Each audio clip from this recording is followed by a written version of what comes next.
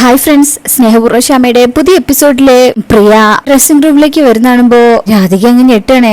യശോദാമ്മ ദേഷ്യപ്പെടണേ. എന്തിനാടി നീ ഇങ്ങോട്ട് വന്നത്? പോയ വഴിക്ക് അങ്ങ് പോകായിരുന്നില്ലേ? അമ്മേ എന്ന് വിളിക്കുമ്പോ അമ്മ പറയും, ഇനി എന്നെ അങ്ങനെ വിളിക്കണ്ട, പ്രസവിച്ചതിനുള്ള കൂലി നീ എനിക്ക് തന്നു കഴിഞ്ഞു. രാധികയും ഇപ്പോ പ്രിയ ഇങ്ങനെ ദേഷ്യത്തോടെയാ നോക്കുന്നത്. ഇങ്ങനെ ഒച്ചയത്തില് സംസാരിക്കുന്ന കേൾക്കുമ്പോ മുത്തശ്ശി വേഗം പോയി ആ കഥ കടക്കുക. എന്നിട്ട് വന്നിട്ട് പറയും, യശോദേ സംഭവിച്ചത് സംഭവിച്ചു, ഇനിയിപ്പൊ അത് പറഞ്ഞിട്ട് കാര്യമില്ലല്ലോ, ആരും ഒന്നും അറിഞ്ഞിട്ടില്ല, അറിയാനും പോകുന്നില്ല. അമ്മയ്ക്ക് അതുകൊണ്ട് പ്രിയ പറയും, ആ ആഭരണങ്ങളും ഡ്രസ്സൊക്കെ ഊരി എനിക്ക് തന്നാ മതി, ഇനി മണവാട്ടിയായിട്ട് ഞാനിരുന്നോളാം. കേൾക്കുന്ന രാധികയും അമ്മയും ഞെട്ടുക. ഡി എന്ന് വിളിച്ച് യശോദാമ്മ പ്രിയയുടെ കരണം നോക്കി ഒന്ന് പൊട്ടിക്കും. ഇത് കാണുമ്പോ പ്രിയയുടെ ഫ്രണ്ട്സൊക്കെ ഒന്ന് ഞെട്ടിപ്പോവാ. നീ എന്താ കരുതിയത്? ഒരു വിവാഹത്തെ കുറിച്ച് നിനക്ക് എന്താ ധാരണയുള്ളത്? ആടെയും ആഭരണങ്ങളും അണിഞ്ഞ് മണവാട്ടിയാവണമെന്നുണ്ടായിരുന്നെങ്കിൽ ഞങ്ങളെ ചതിച്ചിട്ട് നീ പോകുമായിരുന്നോ? അത് കേൾക്കുമ്പോ പ്രിയ ദേഷ്യത്തില് രാധികയെ നോക്കും. എന്നിട്ട് ചോദിക്കും, ഞാൻ ചേച്ചിയോട് എനിക്ക് പകരം വേഷം കെട്ടി ഇരിക്കാനാ പറഞ്ഞത്, ഞാൻ തിരിച്ചു വന്നാൽ ആ വേഷം അഴിച്ചു തരേണ്ടത് ചേച്ചിയുടെ ബാധ്യതയാ. അപ്പൊ രാധിക പറയും, നടന്നത് എന്റെ വിവാഹമാണ്, എന്റെ കഴുത്തിൽ കിടക്കുന്നത് ഒരു പുരുഷൻ കെട്ടിയ താലിയാ. ഖദർ മണ്ഡപത്തിലേക്ക് പോകുന്നത് വരെ നീ പറഞ്ഞ വേഷം കെട്ടുകാരിയായിരുന്നു ഞാൻ, പക്ഷേ കഴുത്തിൽ ഒരു താലി വീണതോടുകൂടി ഞാൻ അയാളുടെ ഭാര്യയാ. അപ്പൊ പ്രിയ പറയും, കൂടുതൽ സംസാരിക്കേണ്ട, കിട്ടിയ ചാൻസിനെ കണിമംഗലത്തെ മരുമകളാകാനാണോ കരുതിയത്? വരുൺ കണ്ടതും ഇഷ്ടപ്പെട്ടതും വിവാഹം കഴിക്കാൻ ആഗ്രഹിച്ചതും എന്നെയാ. അത് കേൾക്കുമ്പോ മുത്തശ്ശിക്ക് അറിയാലോ അതല്ല സത്യം. അങ്ങനെ പ്രിയ പറയും, ഇതെല്ലാം ഊരി തരാനല്ലേ പറഞ്ഞത്? അതിലെ യശോദാമ്മ പറയും, ഡി പുറത്ത് ആളുകളുണ്ട്, അവർക്ക് ഇങ്ങോട്ട് കയറി വരാനുള്ള സ്വാതന്ത്ര്യവും ഉണ്ട്, അവരിങ്ങോട്ട് കയറി വന്നാൽ സംഭവിക്കുന്നത് എന്താണെന്ന് അറിയാലോ. അപ്പൊ മുത്തശ്ശി പറയും, ഒന്നും സംഭവിക്കാതിരിക്കാൻ വേണ്ടിയല്ലേ അവള് പറഞ്ഞത്. അപ്പൊ സോന പറയും, ആന്റി ഇത് ജസ്റ്റ് ഒരു പ്ലേ ആയിട്ട് എടുത്താൽ മതി, ചേച്ചിയുടെ മുഖം ആരും കണ്ടിട്ടില്ലാത്തോണ്ട്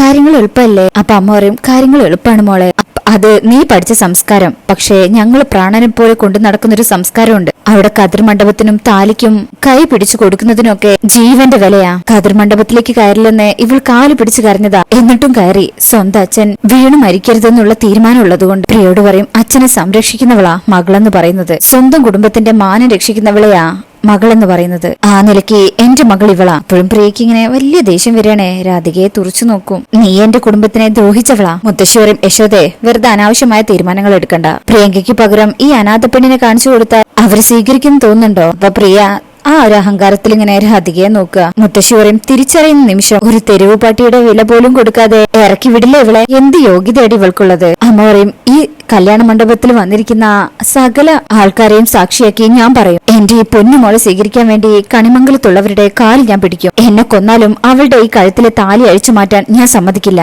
അതാരും പ്രതീക്ഷിക്കാൻ വേണ്ട എന്ന് അമ്മ ഉറച്ചു പറയുമ്പോ പ്രിയക്ക് അങ്ങ് ദേഷ്യം വരും. പ്രിയ അവിടെ ഉണ്ടായിരുന്നതൊക്കെ അങ്ങ് എറിഞ്ഞു പൊട്ടിക്കാണ്. എന്താ മോളെ കാണിക്കുന്നേ എന്ന് പറഞ്ഞ് മുത്തശ്ശി പിടിച്ചു മാറ്റുന്നുണ്ട്.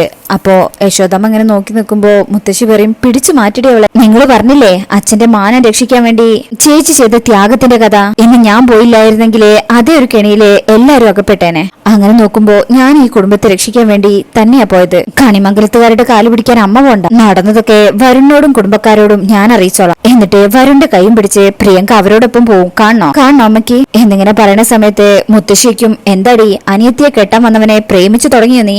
ആയിരിക്കും, നിന്നെ സംബന്ധിച്ച് അതൊരു കിട്ടാക്കനിയല്ലേ, അത് കൈക്കലാക്കാൻ നീ എന്തും ചെയ്യും. നീ നന്ദിയുള്ളവളാണെങ്കിൽ, നിന്നെ വളർത്തിയ ഈ കുടുംബത്തോട് നിനക്ക് സ്നേഹം ഉണ്ടെങ്കിൽ പ്രിയങ്കമോള് പറയുന്നത് അനുസരിക്കല്ലേടി വേണ്ടത്? രാധിക ഇങ്ങനെ വല്ലാത്ത സങ്കടത്തിൽ കരയാ. ആൾമാറാട്ടം നടത്തി ആളുകളെ മുഴുവൻ പറ്റിച്ചതിന് നിനക്ക് ശിക്ഷയില്ലെന്നാണോ നീ കരുതിയിരിക്കുന്നത്? നീയോ നിന്റെ അമ്മയോ കണിമംഗലത്തുകാരോട് ഒരു അക്ഷരം മിണ്ടിയാലുണ്ടല്ലോ, ആ നിമിഷം നിന്റെയൊക്കെ മുന്നിൽ കിടന്ന് ഞാൻ ചാവും. അതിനുള്ള മരുന്ന് ഞാൻ കയ്യിൽ കരുതിയിട്ടുണ്ട്. എന്റെ മരണം കണ്ടു നിൽക്കാൻ നിന്റെ അച്ഛനാവുന്ന നീ കരുതുന്നുണ്ടോ? നീ കൊല്ലേ ഒരാളെ അല്ല, ഈ കുടുംബത്തിലെ മുഴുവൻ പേരെയും എന്ന് പറഞ്ഞ് രാധികനെ കൂടുതൽ വിഷമിപ്പിക്കുക. ഇതൊക്കെ കേൾക്കുന്ന അമ്മ അങ്ങ് ഞെട്ടി നിൽക്കുക. എന്നിട്ട് സങ്കടത്തോടു കൂടി ഇങ്ങനെ പൊട്ടിക്കരയും. എന്റെ ഗുരുവായൂരപ്പ എന്തൊക്കെയാ നടക്കുന്നത് എന്ന് പറഞ്ഞിങ്ങനെ കരയുമ്പോ പ്രിയയുടെ ഫ്രണ്ട് പറയും, ആന്റി ഈ പ്രശ്നം ഇപ്പോ രാധികയ്ക്ക് പരിഹരിക്കാവുന്നതേ ഉള്ളൂ. പ്രിയങ്കയ്ക്ക് വേണ്ടി സ്വന്തം ജീവൻ കൊടുക്കാനും തയ്യാറാവുന്നല്ലേ പറഞ്ഞത്? ഒരു വേഷം കെട്ടലിലൂടെ അതങ്ങ് മറന്നുകളാ, എന്നിട്ട് പ്രിയങ്ക അണിഞ്ഞൊരുങ്ങട്ടെ.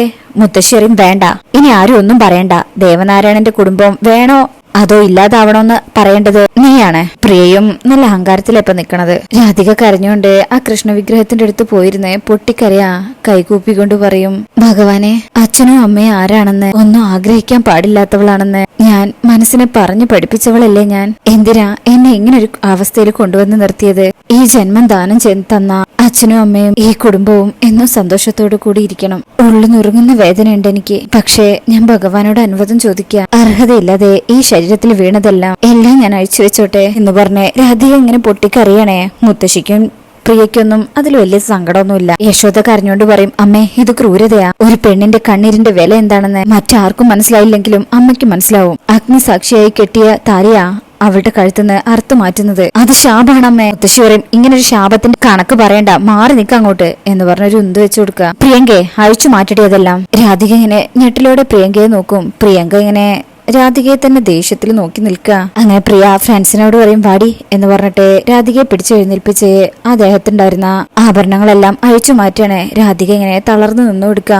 അമ്മ സങ്കടത്തോടു കൂടെ കരയുന്നുണ്ട്. അങ്ങനെ എല്ലാം അഴിച്ചു മാറ്റി അവസാനം താലിയുടെ അടുത്ത് എത്തുന്ന സമയത്ത് അത് അഴിക്കാൻ നിൽക്കുമ്പോഴേക്കും കൃഷ്ണവിഗ്രഹം താഴെ വീണ് പൊട്ടുക. ഇത് കാണുമ്പോ എല്ലാവരും ഒരു നിമിഷം പേടിക്കുന്നുണ്ട്. യശോദാമ്മ പറയും, കണ്ടില്ലേ അമ്മേ, ഇതൊരു നിമിത്തായിട്ട് അമ്മയ്ക്ക് തോന്നുന്നില്ലേ? ഈ ചെയ്യുന്നതെല്ലാം ഭഗവാൻ ഇഷ്ടിക്കുന്നതല്ലെന്ന് അമ്മയ്ക്ക് മനസ്സിലായില്ലേ? അപ്പോഴും മുത്തശ്ശി പറയും, പ്രിയങ്ക അഴിച്ചെടുക്കെല്ലാം. അങ്ങനെ പ്രിയങ്കയും ഫ്രണ്ട്സും കൂടെ കയ്യിലുണ്ടായിരുന്ന വള, മോതിരം, നെറ്റിച്ചുട്ടി, അങ്ങനെ അരയിലുണ്ടായിരുന്നത് എല്ലാം ഓരോന്നും ഇങ്ങനെ അഴിച്ചു മാറ്റുമ്പോ രാധിക ഇങ്ങനെ വരുൺ താലി കെട്ടിയത് ആലോചിക്കുക. ഇനി രാധികയുടെ ദേഹത്ത് ആ ശ്യാമ കെട്ടിക്കൊടുത്ത ആ കുഞ്ഞിലേ ഉള്ള മാലയും വരുൺ കെട്ടിക്കൊടുത്ത താലിയും മാത്രമേ ഉള്ളൂ. അങ്ങനെ പ്രിയ ആ താലി ചെയിൻ അഴിക്കാൻ വേണ്ടി നിൽക്കുമ്പോ രാധിക അത് മുറുകെ പിടിക്കുക. മുത്തശ്ശിക്ക് അങ്ങ് ദേഷ്യം വരും. പ്രിയ വലിക്കുന്നുണ്ട്.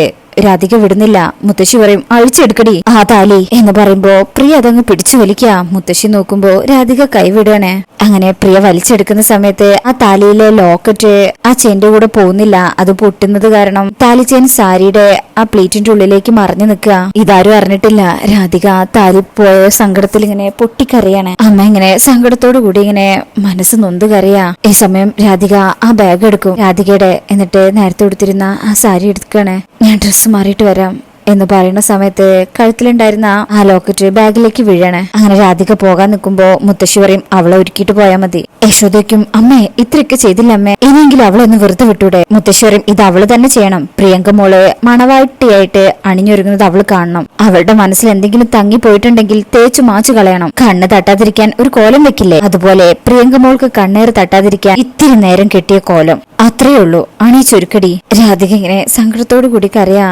അതെ മുത്തശ്ശി, ഞാനൊരു കോല, ജനിപ്പിച്ചവർക്ക് പോലും വേണ്ടാത്തൊരു കോലം പ്രിയെ ഞാൻ അണിച്ചൊരുക്കാം. കണിമംഗലത്തുകാർ വരുമ്പോ ഈ സാരി ഞാൻ ഉടുത്തിരിക്കുന്നത് കാണാൻ പാടില്ലല്ലോ, എല്ലാം തേച്ചുമാച്ച് കളയണ്ടേ എന്ന് പറഞ്ഞിട്ട് രാധിക പ്രിയനെ ഇങ്ങനെ ഒരു ചിരിയില്ലെങ്കിലും സങ്കടത്തോടു കൂടിയാണെങ്കിലും ചിരിച്ചുകൊണ്ട് നോക്കുമ്പോ പ്രിയ ഉച്ചത്തിലെടുക്കണേ. അതൊക്കെ പറഞ്ഞ് രാധിക ഡ്രസ് ചേഞ്ച് ചെയ്യാനായിട്ട് പോവും. ഇതേ സമയം പ്രിയ ഇങ്ങനെ ഇപ്പൊ സന്തോഷിച്ച് ചിരിക്കണേ.